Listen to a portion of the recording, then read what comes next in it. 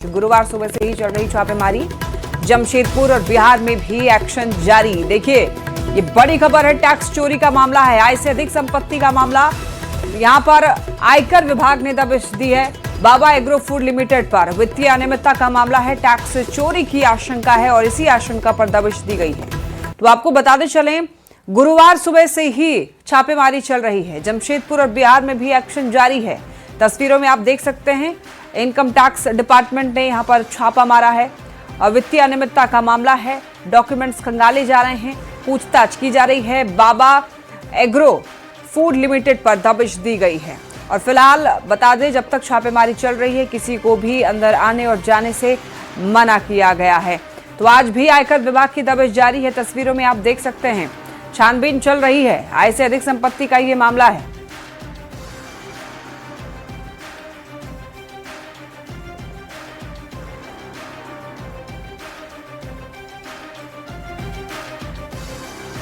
और ज्यादा जानकारी के लिए न्यूज 18 संवाददाता संजय सिन्हा हमारे से जुड़ रहे हैं। संजय, देखिए, खबर ये मिल रही है कि आय से अधिक संपत्ति का मामला है, बाबा एग्रो फूड लिमिटेड पर दबिश दी गई है। एक बार पूरी जानकारी दीजिए, कल से हो रही छापेमारी में अभी तक क्या कुछ सामने निकल कर आया है? क्या इस बारे में आधिकारिक तौर पर कुछ बताया गया है?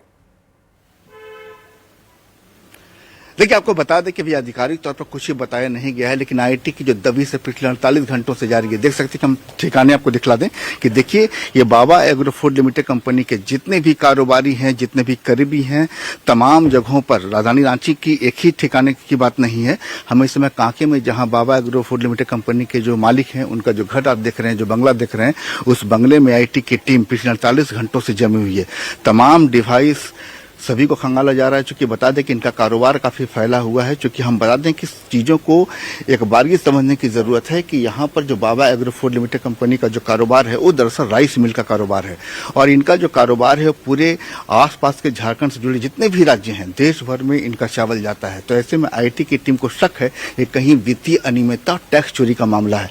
तो ऐसे में वास्तव में तमाम इनकी आमदनी के स्रोतों को खंगाला जा रहा है। धान कारोबारी, चूंकि आप बता दें कि राइस मिल है, तो धान से चावल निकालने का काम होता है।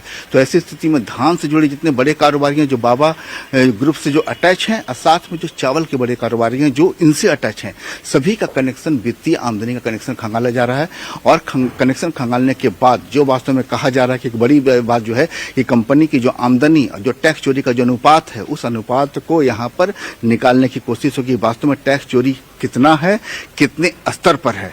तो वास्तव में देखिए, आईटी की टीम का 2 दिनों तक यहाँ टिके रहना अपने आप में तमाम कहानी को बयां कर रहा है। 3 गाड़ियां इनकम टैक्स की लगी हुई है घर के बाहर में, और तीनों गाड़ियों के समझ सकते हैं कि बड़ी गाड़ी है और बड़ी गाड़ी में जो संख्या है, उस संख्या पर आधार लगा सकते हैं कि आईटी में कितने अधिकारी अंदर में होंगे। और ऐसी स्थिति में समझिए कि यहाँ पर आसपास के पूरे इलाके में सन्नाटा है, चूंकि दबिश जो चल रही है पिछले 48 घंटों से लगातार चल रही है। और ऐसे में देखिए, ये पूरे हड़कंप मचा हुआ है। क्योंकि हम बता दें कि आपको जो बाबा ग्रुप का जो प्लांट है, वो रांची के नगरी में है और रांची के नगरी में उस प्लांट काफी बड़ा है। तो ऐसे में जो ट्रेड होता है, वो ट्रेड काफी बड़े स्तर पर होता है। तो जानकारी ये भी मिल रही है कि आईटी के जो अधिकारी हैं, उन्हें लंबे समय से शक था कि कहीं टैक्स चोरी का मामला हो सकता है। हालांकि ये टैक्स चोरी का मामला किस लेवल पर है नहीं है, पहले सर्वे है और फिर दबिश है। तो ऐसे में समझिए कि फिलहाल राहत मिलने की उम्मीद नहीं है। सूत्र तो यहाँ तक बता रहे हैं कि शायद तीसरा दिन न चला जाए। तो ऐसी स्थिति में समझ सकते हैं कि घर के बाहर सन्नाटा, जो सन्नाटा अपने आप में आमदनी, वित्तीय अनियमितता और टैक्स चोरी, ये 3 जो लफ्ज हैं, इन 3 लफ्जों के समानांतर जो टैक्स चोरी का जो आरोप निकल रहा है, उसको ढूंढने की कोशिश कर रहा है। तो कल से चल रही छापेमारी और आज भी जारी है, दबिश लगातार जारी है। संजय, अब देखना होगा कि इसमें क्या कुछ सामने निकल कर आता है। बहुत धन्यवाद आपका इन तमाम अपडेट्स के लिए। चलिए बढ़ते हैं खबरों में आगे। बड़ी खबर बोकारो से, जहां सेक्टर 6 थाना क्षेत्र में बीएससीटी कॉलेज के पास में झाड़ियों से एक अज्ञात महिला का अर्धनग्न अवस्था में शव बरामद हुआ है। इलाके में सनसनी फैल गई है। मृतका की उम्र करीब 40 साल बताई जा रही है। लोगों ने शव देखा और पुलिस को इसकी सूचना दी। मौके पर सेक्टर 6 थाना प्रभारी और बीएससीटी थाना प्रभारी पहुंचे। डॉग स्क्वाड और फॉरेंसिक टीम को बुलाया गया। महिला का सिर कुचला हुआ था, जिससे पहचान छिपाने की कोशिश की आशंका है। शव के पास कपड़े भी मिले हैं। पुलिस दुष्कर्म के बाद हत्या की आशंका जता रही है। हालांकि देखिए, पहचान करने की कोशिश जारी है कि महिला का किसी तरीके से पहचान हो पाए, महिला कौन है, कहाँ की रहने वाली है। और अभी फिलहाल जो है वो प्रथम दृष्टया यही लग रहा है कि महिला के साथ दुष्कर्म किया गया है और उसके बाद उसकी हत्या कर दी गई है और उसका चेहरा पहचान में ना आ सके इसलिए चेहरे को पत्थर से कूच करके बुरी तरीके से कह सकते हैं कि चेहरा जो है वो खराब कर दिया गया है। चेहरे को कुचलकर पहचान छिपाने की कोशिश हुई है। हालांकि ये मामला पुलिस के संज्ञान में है और पुलिस जांच पड़ताल करने में जुटी हुई है। सबसे पहले महिला की पहचान हो पाए इस कोशिश में पुलिस जुटी है। डॉग स्क्वाड और फॉरेंसिक टीम को बुलाया गया है और वहां पर जांच पड़ताल चल रही है। यहाँ मॉर्निंग वॉक करने वाले कुछ बुजुर्ग द्वारा फोन करके बताया गया कि एक अज्ञात महिला का जो है 100 यहाँ पड़ा हुआ है, तो अभी हम लोग जांच कर रहे हैं। अभी शिनाख्त नहीं हो पाई है। हाँ, जो भी है जहाँ से मिसिंग रिपोर्ट है, जैसे कि सिटी BS सिटी का था, उससे भी हम लोग कर लिए, लेकिन अभी कुछ हम लोग को सफलता नहीं मिला है। जैसे कुछ मिलेगा सूचना दे दिया जाएगा। बॉडी है, एक महिला की है, संभवतः कोई आसपास के गांव की है और जो उनके वेशभूषा से लग रहा है और उनका जो हेड है वो क्रश किया हुआ है। संभवतः किसी पत्थर या किसी ब्लंट ऑब्जेक्ट से जो है मार के उसको क्रश किया गया है और बॉडी सेमी नेकेड है, तो किसी तरह की जो है दुष्कर्म से भी अभी इनकार नहीं किया जा सकता है। देखिए, कोडरमा से बड़ी खबर मिल रही है। लापता दर्शिल बर्णवाल का शव बरामद हुआ है और 72 दिनों से लापता था दर्शिल बर्णवाल। बताते चले आपको, घर से 100 मीटर दूर कुएं में शव मिला है। मोबाइल फोन से दर्शिल की पहचान हुई है। परिजनों ने हत्या करके शव फेंकने की आशंका जताई है। आपको बताते चले, शादी से 10 दिन पहले हुआ था गायब। शव पोस्टमार्टम के लिए भेजा गया और जांच जारी है। चंदवारा थाना क्षेत्र के पिपरडी का ये पूरा मामला बताया जा रहा है। घर से ही सिर्फ 100 मीटर दूर कुएं में शव मिला। कोडरमा से ये बड़ी खबर, लापता दर्शिल बर्णवाल का शव बरामद किया गया। 72 दिनों से लापता था दर्शिल बर्णवाल और घर से बस कुछ ही दूरी पर, महज 100 मीटर की दूरी पर कुएं में से शव मिला है। मोबाइल फोन से दर्शिल की पहचान हुई। परिजनों ने हत्या कर शव फेंकने की आशंका जताई है और सबसे बड़ी बात यह कि शादी से महज 10 दिन पहले गायब हुआ था दर्शिल। शव पोस्टमार्टम के लिए भेजा गया है। जांच जारी है। चंदवारा थाना क्षेत्र के पिपरडी का ये मामला बताया जा रहा है। मुझे बिल्कुल ही लग रहा है कि उसे मारा गया है, क्योंकि जिस दिन की ये घटना है उस दिन मेरे घर वाले भी आए थे, उस कुआं में देख के आए हैं। उसके कुछ 2-4 दिन बाद भी देख कर गए हैं। तब तक कुछ पता नहीं चला है कि उस कुआं में कोई बॉडी है। आज कैसे पता चल रहा है? दो लगभग 2.25 महीने हो चुके हैं, 2.5 महीने, 72 दिन। अब जाके यहाँ के कुछ लोग, हमें तो जानकारी है नहीं कि फर्स्ट बार कौन देखा है। हम तो उस समय यहीं स्टेशन की तरफ जा ही रहे थे, तो पता नहीं था पुलिस क्यों आई है। लेकिन बताया जा रहा है कि यहीं के कुछ लोग देखे हैं, जो अभी स्पष्ट हुआ नहीं कि फर्स्ट बार कौन देखा है। चीज है, ये 100 मीटर देख सकते हैं, 100 मीटर की दूरी भी नहीं है उस घर से, और यहाँ पे बॉडी मिला है। तो हो सकता है कि उसको उस दिन 3-4 दिन के बाद भी बॉडी नहीं दिखा था तैरते हुए, तो हो सकता है कि बांध के उसको डाला गया हो उसमें। तो उसके बाद अब जाके, और इतना कुआं के बगल में भी आबादी है और सोचने वाला चीज है, बगल में खेती हो रहा है, उसके बाद भी किसी को नहीं दिखा। आज 72 दिन के बाद बॉडी मिल रहा है, तो ये कहीं ना कहीं एक षड्यंत्र के तहत उसको मारा गया है।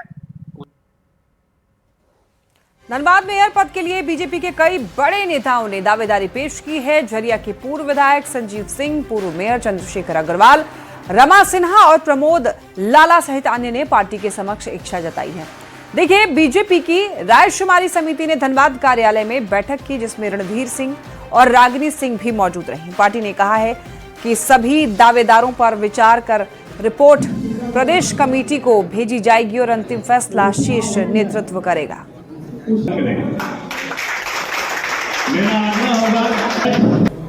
आज कई दिनों से रायशुमारी चल रहा है और रायशुमारी होने के बाद पार्टी तय करती है। पार्टी तय करने के बाद एक किसी कार्यकर्ता के ऊपर अपना आशीर्वाद और समर्पित कार्यकर्ता को ही आगे बढ़ाने का पार्टी प्रयास करती है। पार्टी का जो निर्णय होगा उसको हम अमल करने। 2010 से हमारा अनुभव है पार्टी में, तो हम 1992-93 से लगभग 35 साल से हैं और जमीनी कार्यकर्ता है, मैं सक्रिय कार्यकर्ता है, आजीवन सदस्य पार्टी का। हमारे से हमको नहीं लगता कि अभी पूरे कार्यालय में, अभी का माहौल में कोई हमारा भाजपा के सभी वरिष्ठ कनिष्ठ सभी पदाधिकारी लोग यहाँ पे आए हैं। और जैसा कि भाजपा का हमारे जो परिवार का जो नियम है कि रायशुमारी होती है, लोगों से पूछा जाता है कि आपके शहर के लिए कौन सा कैंडिडेट सही है, कौन सा नहीं है, कौन सा इस चुनाव में अपनी जीत हासिल कर पाएंगे, कैसे वो काम कर पाएंगे, नहीं कर पाएंगे, इन सब विषय को लेके लोग यहाँ पे रायशुमारी होती है। तो भारतीय जनता पार्टी कार्यकर्ता आधारित पार्टी है और भारतीय जनता पार्टी ने शुरू से ही मांग किया था, सरकार से दबाव बनाया था कि दलगत आधार पर चुनाव हो और ईवीएम मशीन से चुनाव हो। लेकिन सरकार कहीं ना कहीं डरी हुई थी भारतीय जनता पार्टी के जनाधार से शहरी क्षेत्र में, इसलिए भारतीय जनता पार्टी के डर से सरकार ने दलगत आधार से चुनाव नहीं कराने के लिए निर्णय लिया। जब दलगत आधार पर चुनाव नहीं होते हैं तो कभी दावेदार हो जाते हैं।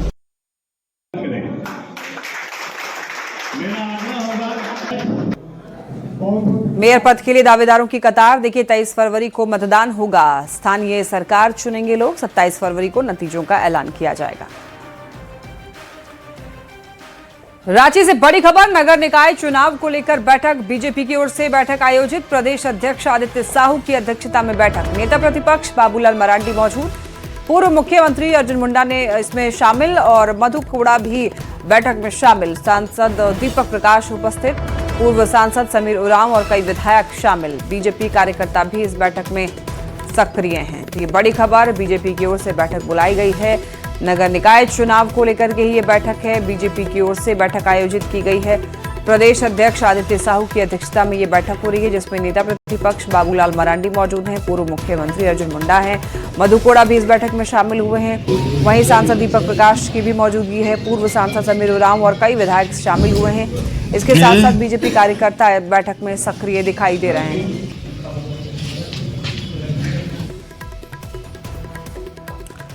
देखिए, झारखंड नगर निकाय की घोषणा के साथ ही सभी दलों के कार्यकर्ता चुनावी तैयारी में जुट गए हैं। पार्टी समर्थित उम्मीदवार भी मैदान में सक्रिय हैं।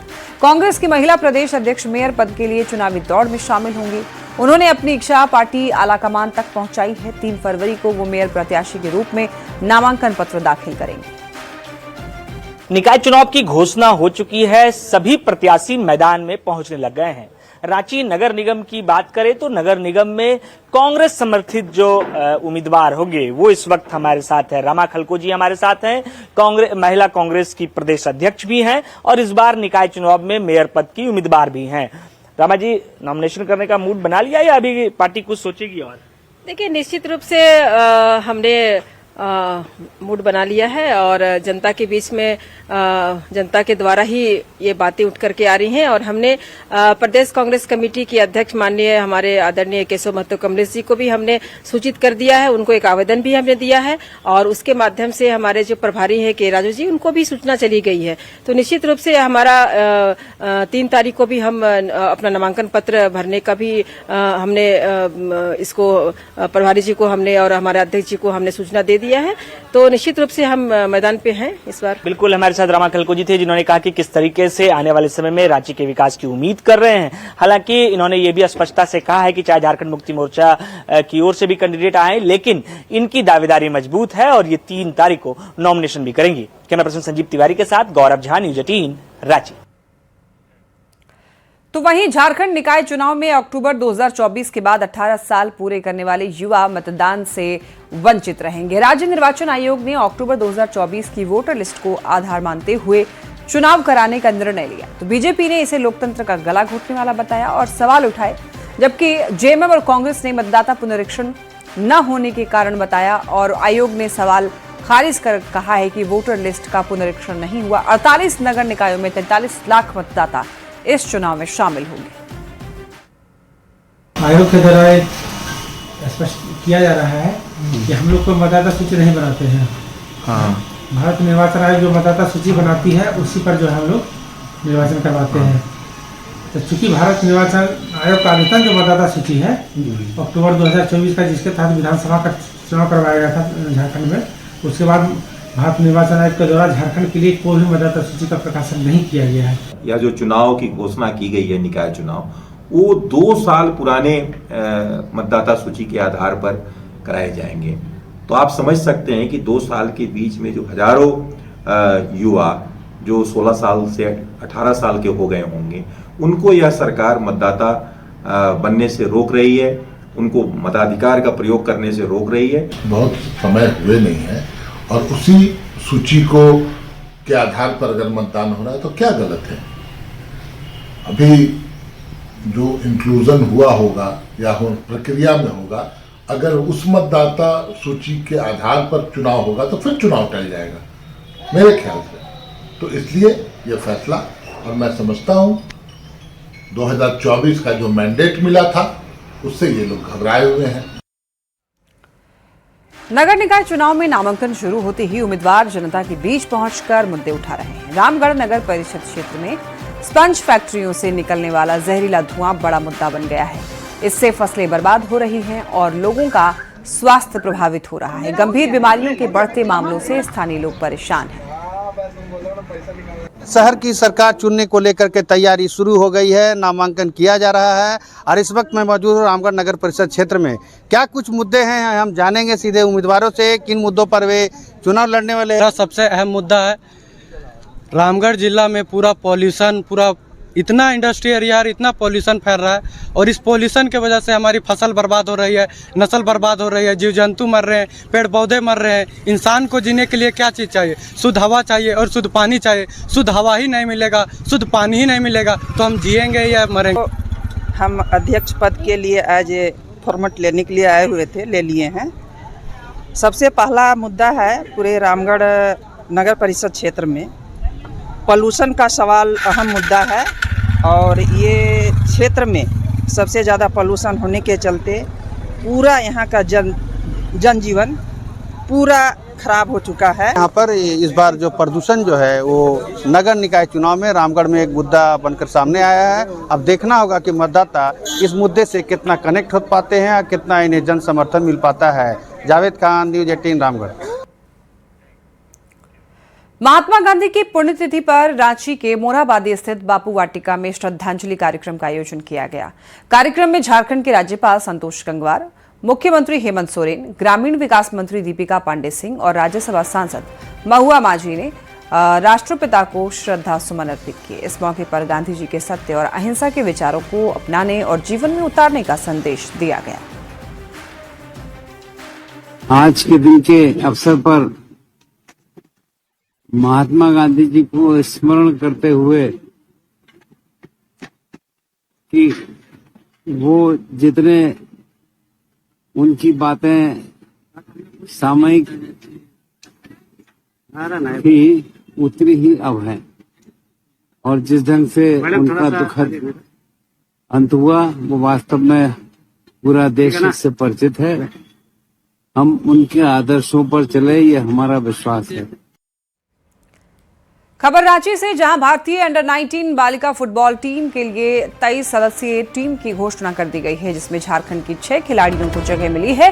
गुमला से एलिजाबेथ लकड़ा, अनीता डुंगडुंग, सूरज मुनि कुमारी और विनीता होरो शामिल है, जबकि हजारीबाग की अनुष्का कुमारी और रांची की दिव्यानी लिंडा को भी टीम में चुना गया है। सैफ अंडर 19 चैंपियनशिप 31 जनवरी से 7 फरवरी तक काठमांडू में होगी। भारत अपना पहला मुकाबला 31 जनवरी को नेपाल से खेलेगा। झारखंड सरकार ने ऑल इंडिया फुटबॉल फेडरेशन के पत्र के आधार पर चयनित छात्रों के लिए 10वीं, 11वीं और 12वीं की परीक्षाओं में विशेष व्यवस्था करने का निर्णय लिया है। ये कदम AFC अंडर 20 और अंडर 17 महिला एशिया कप 2026 में राष्ट्रीय और अंतर्राष्ट्रीय स्तर पर छात्रों की खेल प्रतिभा प्रभावित न होने के लिए लिया गया है। संत पैट्रिक हाई स्कूल गुमला की 5 छात्राएं और संत Columbus collegiate high school Hazaribagh की एक छात्रा चयनित है। संबंधित स्कूलों को छात्रों और उनके अभिभावकों से संपर्क करके विशेष परीक्षा प्रबंध सुनिश्चित करने का निर्देश दिया गया है।